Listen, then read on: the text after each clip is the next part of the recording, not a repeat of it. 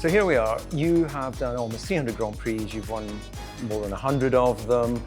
You sit here on the cusp of making history. 2 races will decide whether you win this year, your 8th world title. How are you feeling life is treating you? Yeah, I'm just grateful for my job. I'm grateful that I'm still able to race. I love racing, still fit and healthy.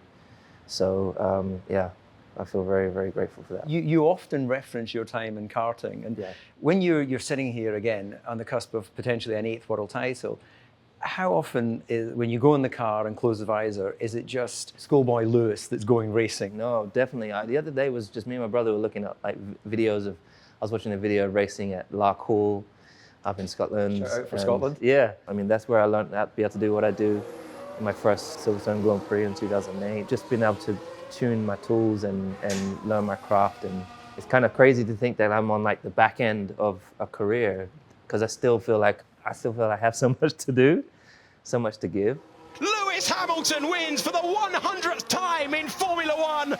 We've had all this success, yet everyone's still pushing, everyone's still head down, everyone's so passionate still, and we're more united than we've ever been. So it's a pretty cool position to be in. It is, and it's great for us as spectators to watch what is potentially one of the greatest battles for a world championship. You look as calm now as you were at the beginning of the season.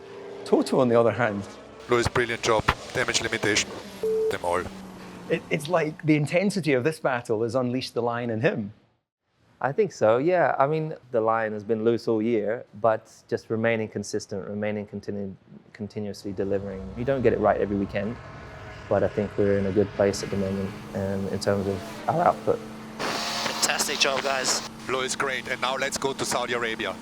So we're bringing it to where we are. We're in Saudi Arabia, first time on this particular circuit. They're billing it as the fastest street circuit. What insight can you give us? You've got simulation tools. Have you driven a simulator? Of course. Do you get out there? I'm a professional simulator driver now. So. Yeah, I'm sure you are. Do you go out and ride the circuit so you can sort of, sniff the curbs and get a feel for it? I've done 2 days in a simulator.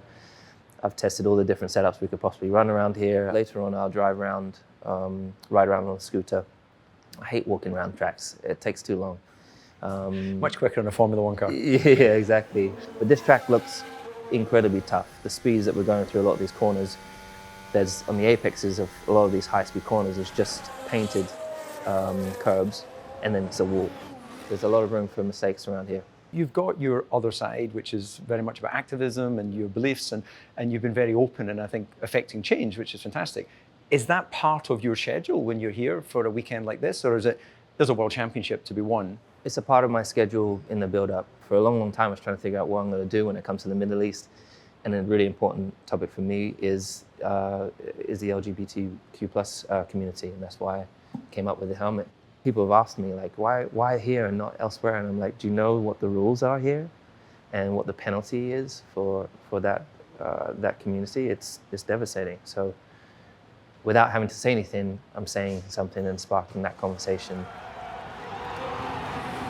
It's my line. You turned in on me, man.